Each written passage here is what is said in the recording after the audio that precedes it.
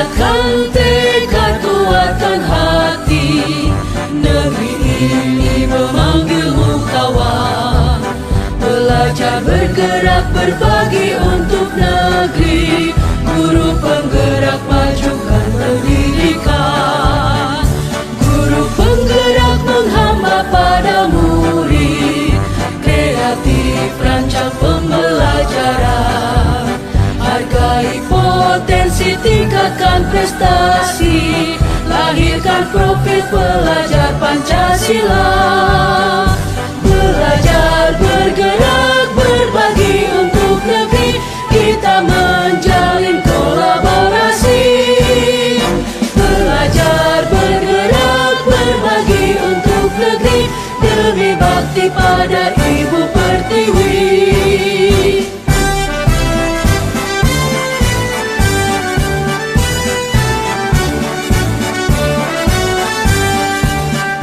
Bulatkan tekad, kuatkan hati.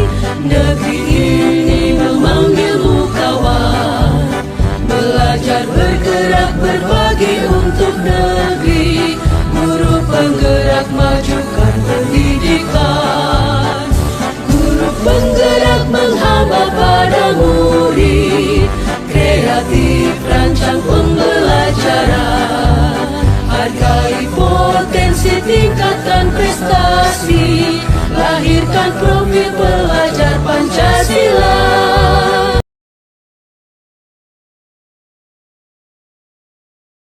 Bapak, saya mau mohon izin kalau saya akan melakukan kegiatan sosialisasi budaya positif bersama rekan-rekan majelis guru yang mungkin akan menyita jam pelajaran.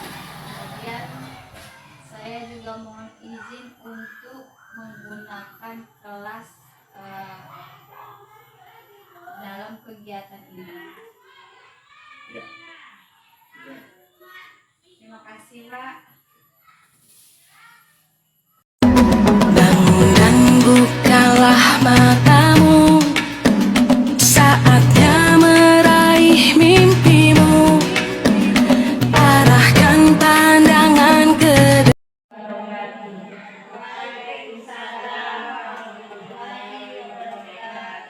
Yang saya hormati Kepala Sekolah SD Negeri 020 Sumber Jaya beserta Ibu Majelis Guru yang berbahagia.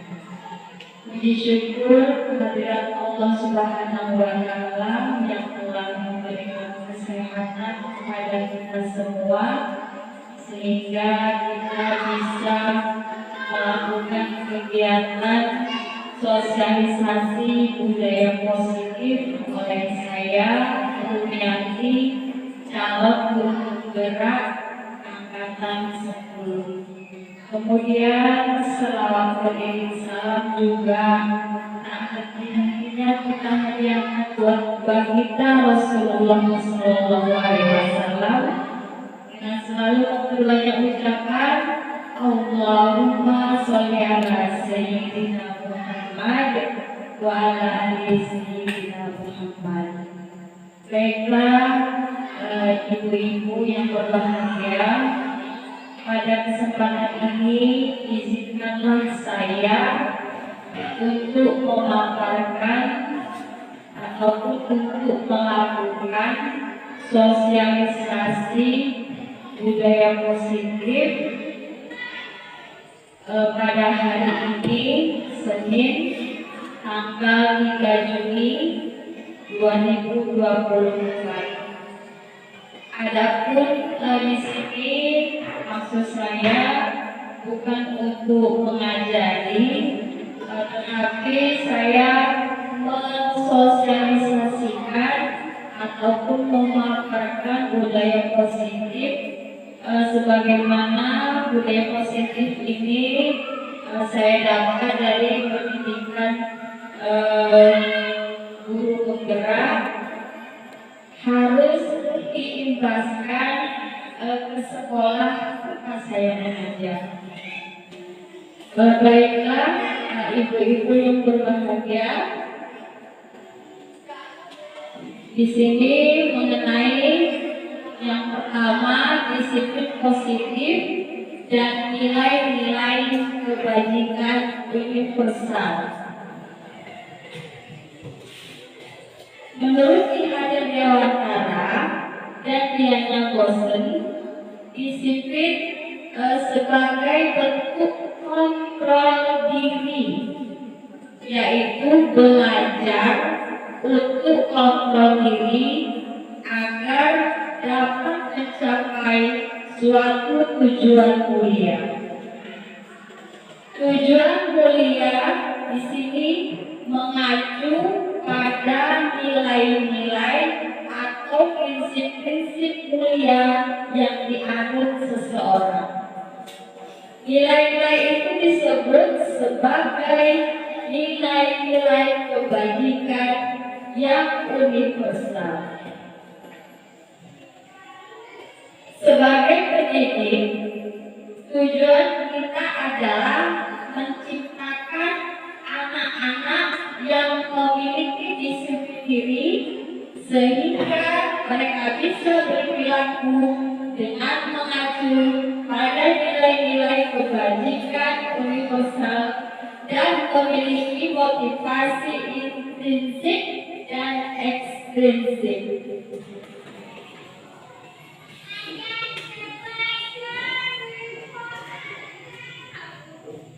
Selanjutnya lagi di sini ada tujuan disiplin positif.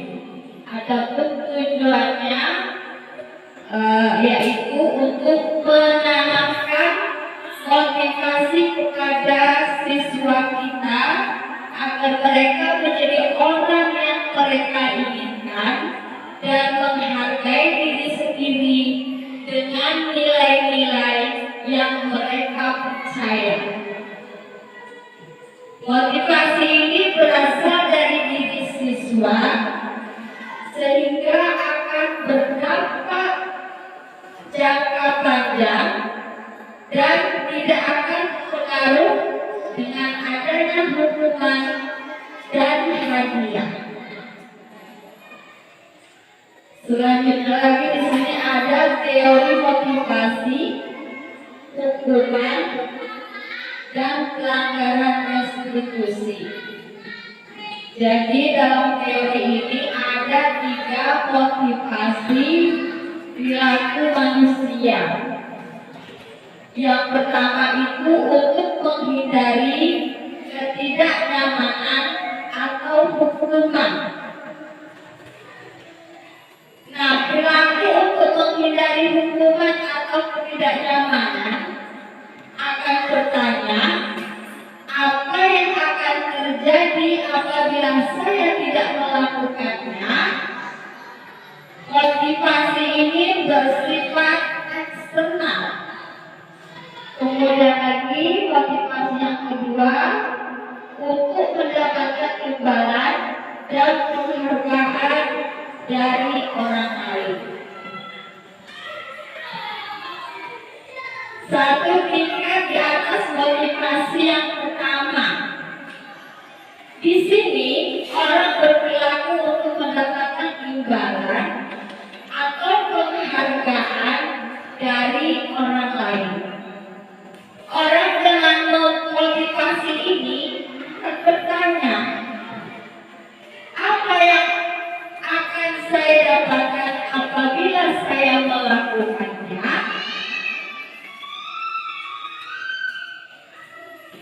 Motivasi ini juga bersifat eksternal. Kemudian lagi yang ketiga selanjutnya, untuk menjadi orang yang mereka inginkan dan menghargai diri sendiri dengan nilai-nilai yang mereka percaya.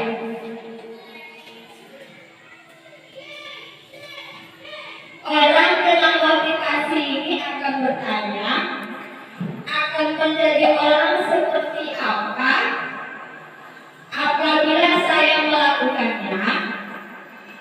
Mereka melakukan sesuatu karena nilai-nilai yang mereka yakini dan hargai,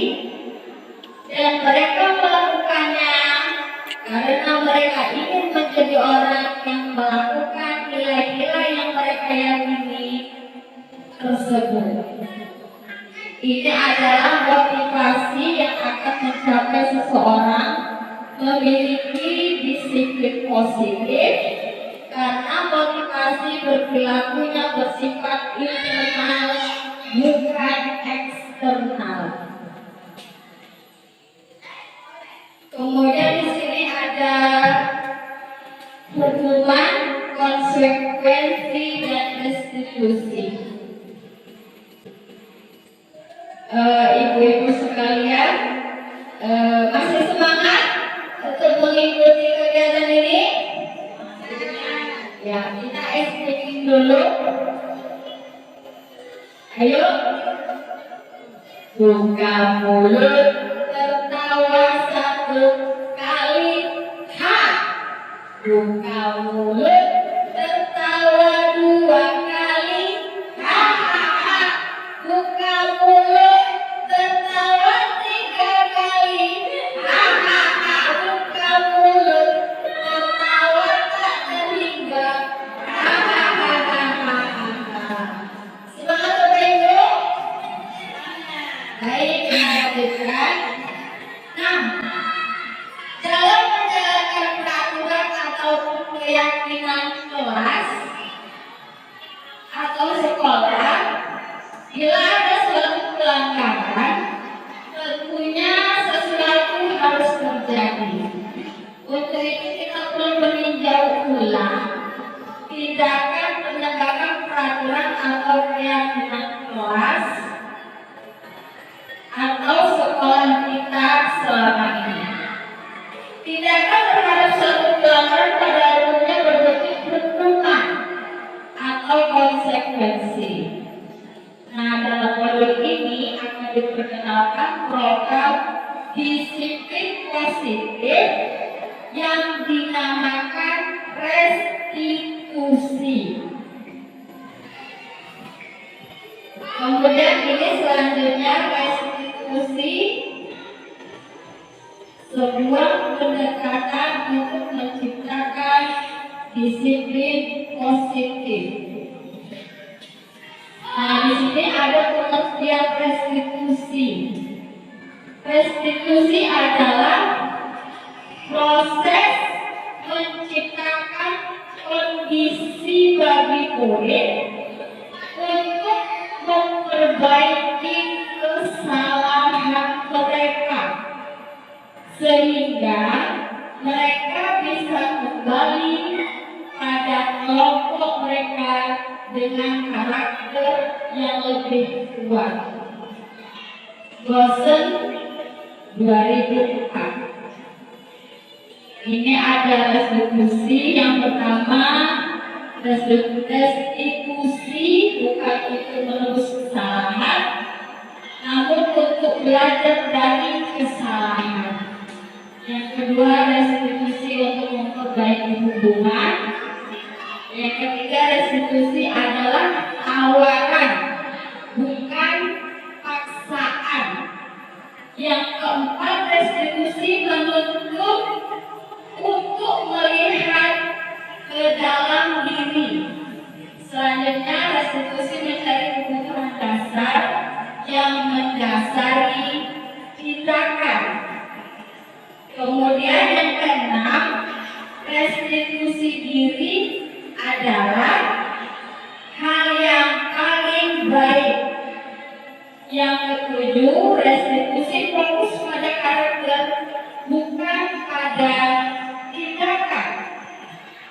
Yang kedelapan, restitusi fokus pada solusi. Dan yang terakhir, restitusi mengembalikan murid yang salah pada kelompoknya. Kemudian ini ada 5 kebutuhan dasar manusia dan dunia berkualitas. Yang pertama ada bertahan hidup. Selanjutnya ada kasih sayang dan rasa diterima. Selanjutnya ada penguasaan atau kebutuhan. Kemudian lagi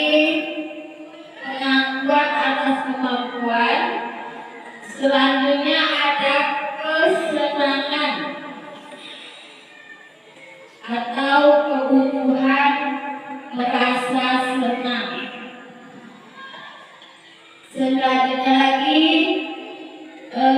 keyakinan kelas. Mengapa keyakinan kelas? Mengapa tidak peraturan kelas? Ada yang bisa bantu jawab, ibu-ibu? Ya, jadi keyakinan kelas yang dimaksud di sini adalah nilai-nilai keselamatan atau kesehatan, inilah yang kita sebut sebagai suatu keyakinan, yaitu nilai-nilai kebajikan universal yang disepakati secara tersirat dan tersurat, lepas dari latar belakang sumber negara, bahasa maupun agama. Nilai-nilai kebajikan bahwa menekankan pada keyakinan seseorang akan lebih memotivasi seseorang dari dalam. Seseorang akan lebih tergerak dan bersemangat untuk menjalankan keyakinannya daripada hanya sekadar mengikuti serangkaian peraturan tertulis tanpa makna.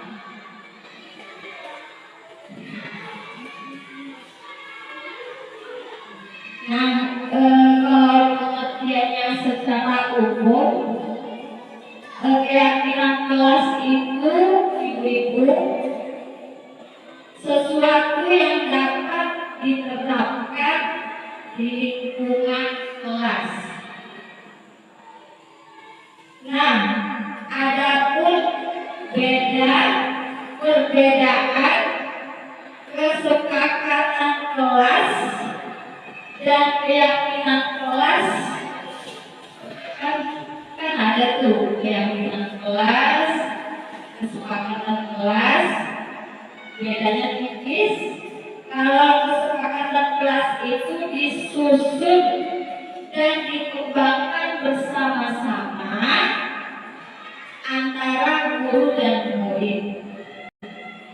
Nah, kalau keyakinan kelas itu merupakan kesepakatan kelas yang diyakini bersama guru dan murid yang sudah disepakati. Nah, jadi ibu-ibu di sini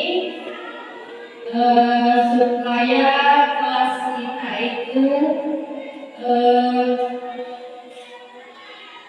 peserta didik kita lebih teratur ataupun lebih tertib dalam melakukan disiplin di sekolah. Salah satunya adalah dengan membuat ataupun membentuk kesepakatan kelas. Nah, jadi kalau di kelas kita belum ada kesepakatan kelas, baiknya kita buat ya Bapak Ibu di sini agar apa? Agar anak lebih disiplin dalam menjalankan peraturan. Nah, di sini ada pembentukan atau keyakinan kelas. Yang pertama, keyakinan kelas bersifat lebih abstrak daripada peraturan yang lebih rinci dan konkret. Yang kedua, keyakinan kelas berupa pernyataan-pernyataan universal. Yang ketiga, pernyataan kelas senantiasa dibuat dalam bentuk positif. Nah, selanjutnya yang keempat, keyakinan kelas hendaknya tidak terlalu banyak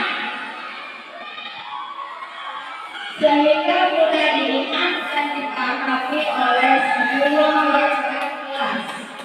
Yang kelima, keyakinan kelas sebaiknya sesuatu yang dapat diterapkan di lingkungan sekolah. Yang keenam, semua warga sekolah atau warga kelas hendaknya ikut berkontribusi dalam pembuatan keyakinan kelas lewat kegiatan curang pendapat. Dan yang terakhir, bersedia meninjau kembali keyakinan kelas dari waktu ke waktu.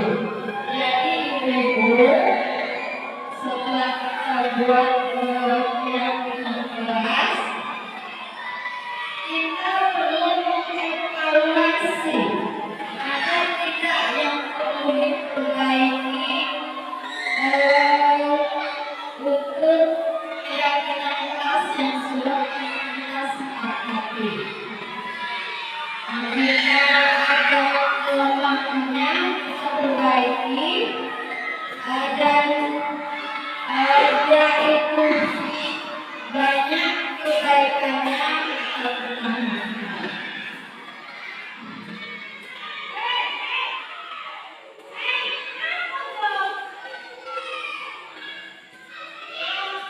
Ini ada contoh keyakinan kelas ya Bapak Ibu. Misalnya selalu berpakaian rapi, berdoa sebelum belajar, membuang sampah pada tempatnya, menjaga kebersihan. Ada lagi yang mungkin yang bisa memberikan sumpah pendapatnya ibu-ibu, contoh keyakinan kelas. Iya, harus sholat tulis. Ada lagi ibu-ibu, berbicara dengan sopan dan santun. Itu adalah contoh kesepakatan kelas.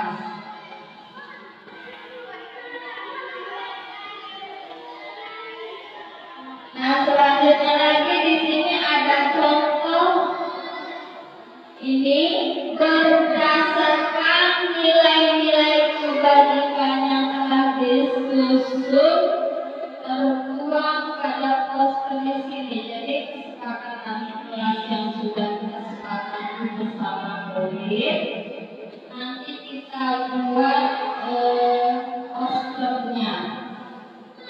Ini dia contohnya keyakinan kelas. Kita buat posternya sebagus mungkin, kita tempel di dinding ya ibu-ibu, supaya anak mudah untuk membacanya dan menerapkannya.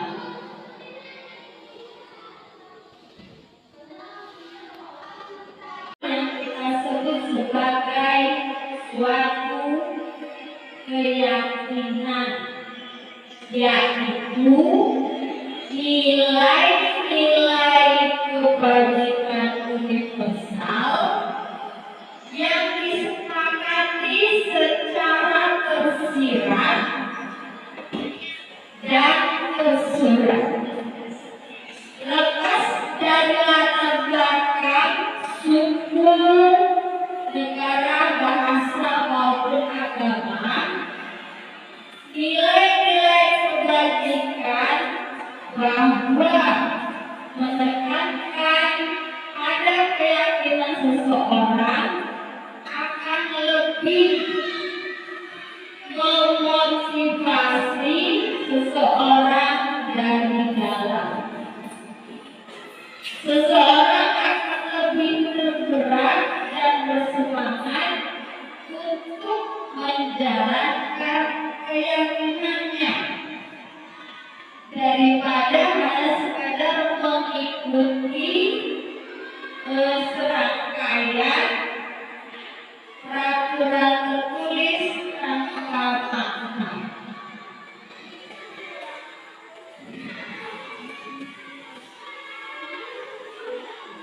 Nah, kalau pengertiannya secara umum, keyakinan kelas itu, ibu-ibu,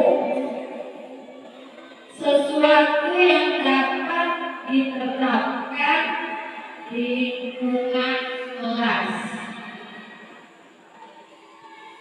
Nah, adapun perbedaan kesepakatan kelas dan keyakinan kelas kan ada tuh keyakinan kelas, kesepakatan kelas, bedanya tipis. Kalau kesepakatan kelas itu disusun dan dikembangkan bersama-sama antara guru dan murid. Nah, kalau keyakinan kelas itu merupakan kesepakatan kelas yang diyakini bersama guru dan murid yang sudah disepakati. Nah, jadi ibu-ibu di sini supaya kelas kita itu peserta didik kita lebih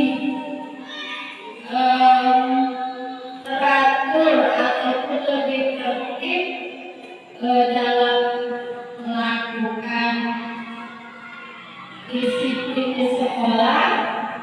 Salah satunya adalah dengan membuat ataupun membentuk kesepakatan kelas. Nah, jadi kalau di kelas kita belum ada kesepakatan kelas, baiknya kita buat ya Bapak Ibu di sini agar apa? Agar anak lebih disiplin dalam menjalankan peraturan. Nah, di sini ada pembentukan atau keyakinan kelas. Yang pertama, keyakinan kelas bersifat lebih abstrak daripada peraturan yang lebih rinci dan konkret. Yang kedua, keyakinan kelas berupa pernyataan universal. Yang ketiga, pernyataan kelas senantiasa dibuat dalam bentuk positif. Nah, selanjutnya yang keempat, keyakinan kelas hendaknya tidak terlalu banyak sehingga mudah diingat dan dipahami oleh semua warga kelas. Yang kelima, keyakinan kelas sebaiknya sesuatu yang dapat diterapkan di lingkungan sekolah. Yang keenam, semua warga sekolah atau warga kelas hendaknya ikut berkontribusi keyakinan kelas lewat kegiatan curang pendapat. Dan yang terakhir, bersedia meninjau kembali keyakinan kelas dari waktu ke waktu. Jadi ibu-ibu, setelah kita buat keyakinan kelas, kita perlu mengevaluasi ada tidak yang perlu diperbaiki untuk keyakinan kelas yang sudah kita sepakati. Jika ada kelemahannya kita perbaiki, dan ada itu banyak kebaikannya kita pertahankan.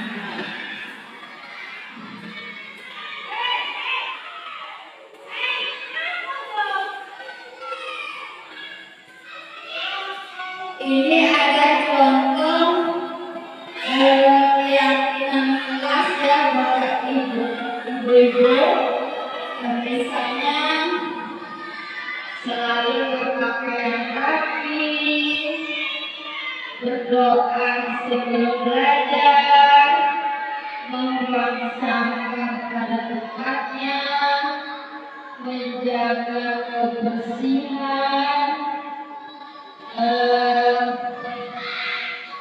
Ada lagi yang mungkin bisa memberikan sumbang pendapatnya ibu, contoh keyakinan kelas. Iya, memahami sholat tulis. Ada lagi ibu, berbicara dengan sopan dan santun. Itu adalah contoh kesepakatan kelas.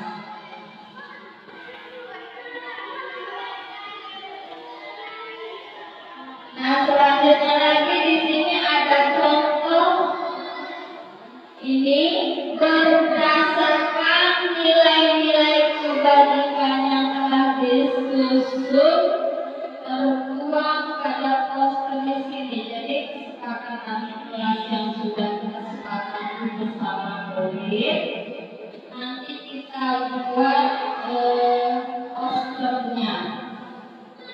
Ini dia contohnya keyakinan kelas. Kita buat posternya sebagus mungkin, kita tempel di dinding ya ibu-ibu, supaya anak mudah untuk membacanya dan menerapkannya.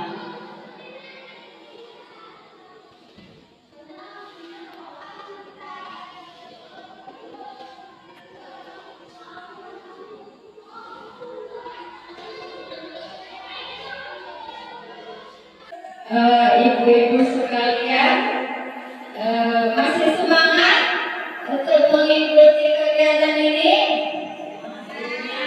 Ya, kita speaking dulu.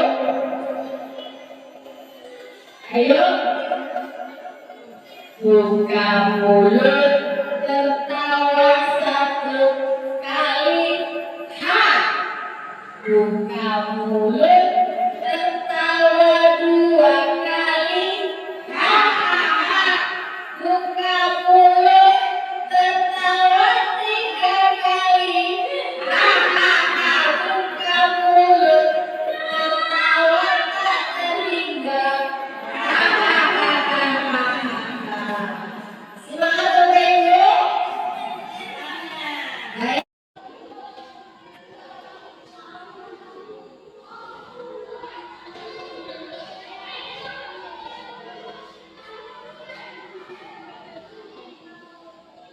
Kemudian lagi materi kita selanjutnya adalah 5 posisi kontrol.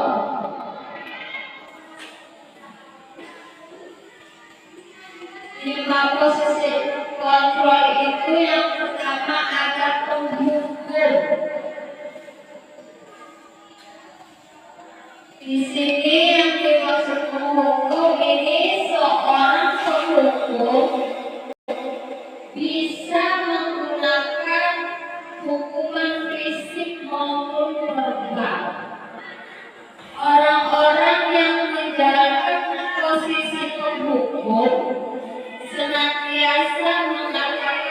bahwa sekolah memerlukan sistem atau alat yang dapat lebih menekan murid-murid lebih dalam lagi. Guru-guru menerapkan posisi penghukum akan berkata, patuhi aturan saya atau awas. Kamu selalu saja salah. Selalu pasti, selalu yang terakhir selesai. Aku seperti ini senantiasa percaya hanya ada satu cara agar pembelajaran berhasil, yaitu cara dia. Kemudian posisi kontrol yang kedua membuat rasa bersalah. Nah, pada posisi ini biasanya guru akan bersuara lebih lembut ya.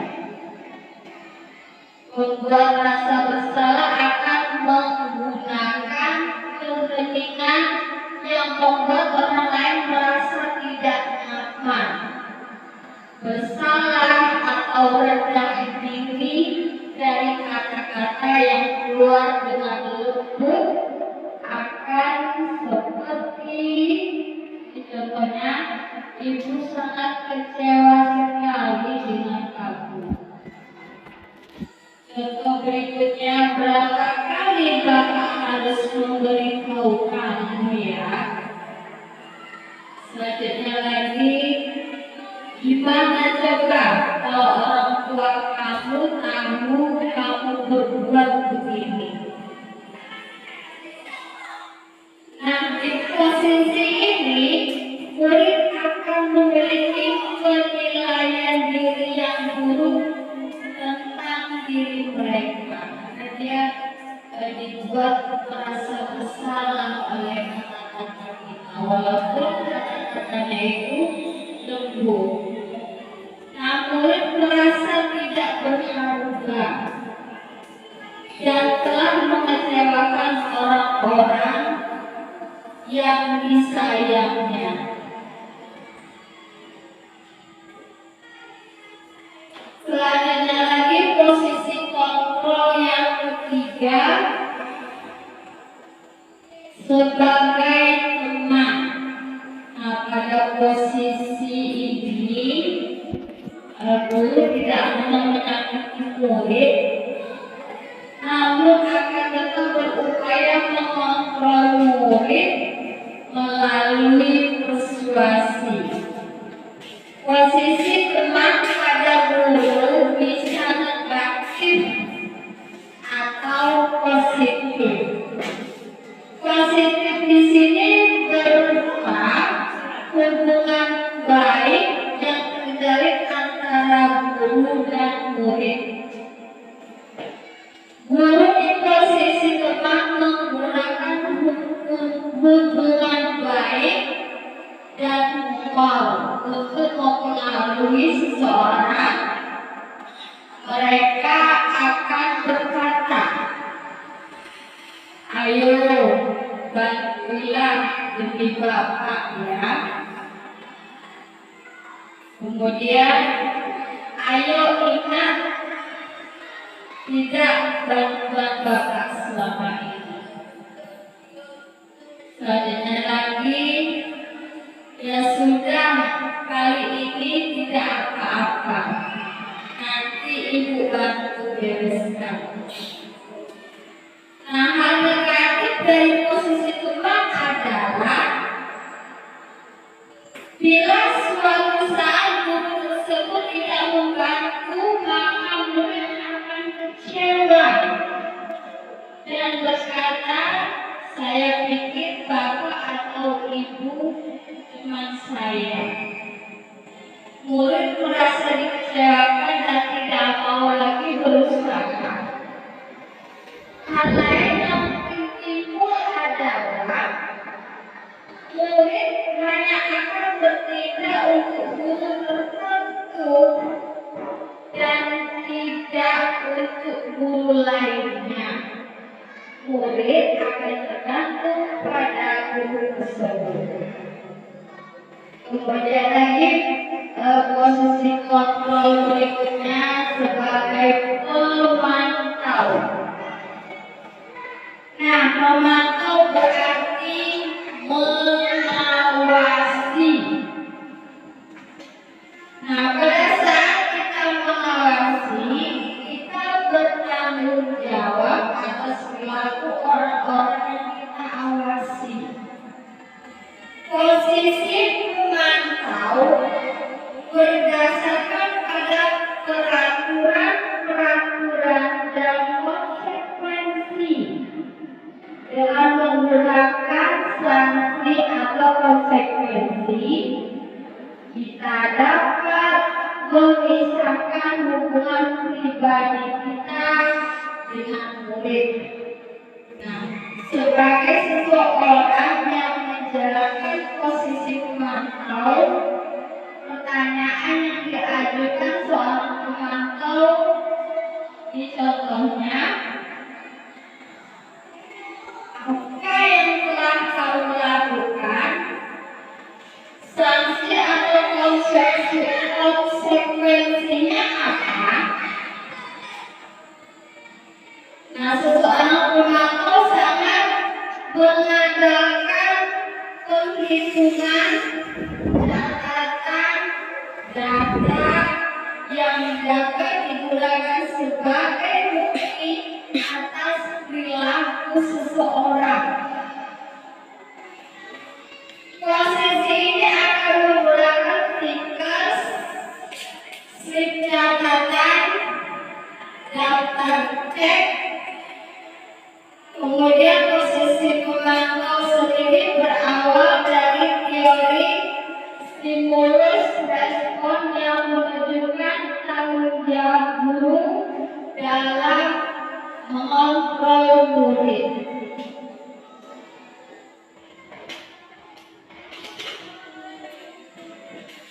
Nah, yang terakhir posisi kontrol sebagai manajer. Nah, posisi terakhir adalah manajer, di mana posisi ini guru berbuat sesuatu berdasar bersama dengan murid. Saya ulangi, posisi di mana guru berbuat sesuatu bersama dengan murid, mempersilahkan murid mempertanggungjawabkan perilakunya, mendukung murid agar dapat menemukan solusi atau permasalahan sendiri. Seorang manajer telah memiliki keterampilan di posisi teman maupun pemantau. Nah, jadi kalau seorang manajer itu contohnya dia akan berkata seperti ini, ibu-ibu. Apa yang kita yakini? Apakah kamu meyakininya? Jika kamu meyakininya, apakah kamu bersedia memperbaikinya? Jika kamu memperbaiki ini, hal ini menunjukkan apa tentang dirimu? Apa rencana kamu memperbaikinya? Jika kamu memperbaiki ini, hal ini menunjukkan apa tentang dirimu? Apa rencana kamu untuk memperbaiki hal ini? Nah, jadi dari uraian 5 posisi kontrol tadi, ibu-ibu, posisi yang hendaknya kita terapkan kepada peserta didik kita yang baiknya sebagai manajer. Karena kita saat ini tidak boleh lagi sebagai penghukum, tidak boleh kita menghukum, karena walaupun kita menghukum, kemungkinan tidak akan membuat peserta didik kita itu merasa jerah. Nah, jadi sebisa mungkin kita rubahlah mindset kita. Kalau selama ini kita sebagai penghukum, maka beralihlah kepada posisi sebagai manajer.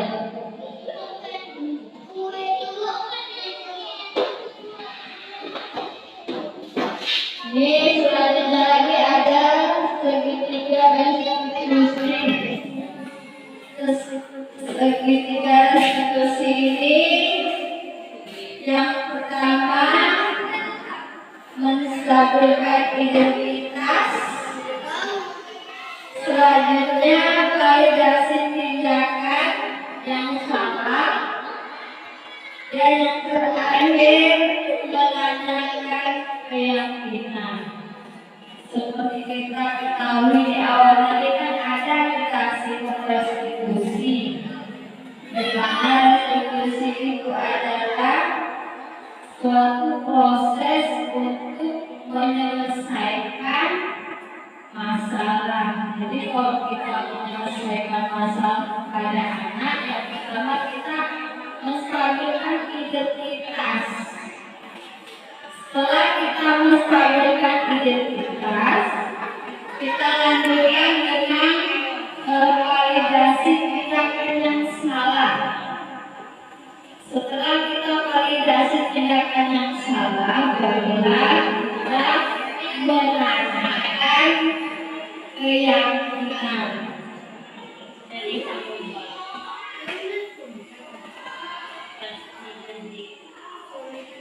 Nah, jadi ibu-ibu, itulah tadi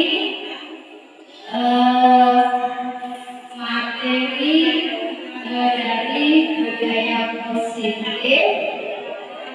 Mudah-mudahan apa yang saya paparkan bisa nantinya kita terapkan di sekolah kita dan di kelas kita. Di sini sebelum saya tutup, saya mengucapkan terima kasih atas segala perhatiannya. Mohon maaf atas segala kekurangannya. Wassalamualaikum warahmatullahi wabarakatuh.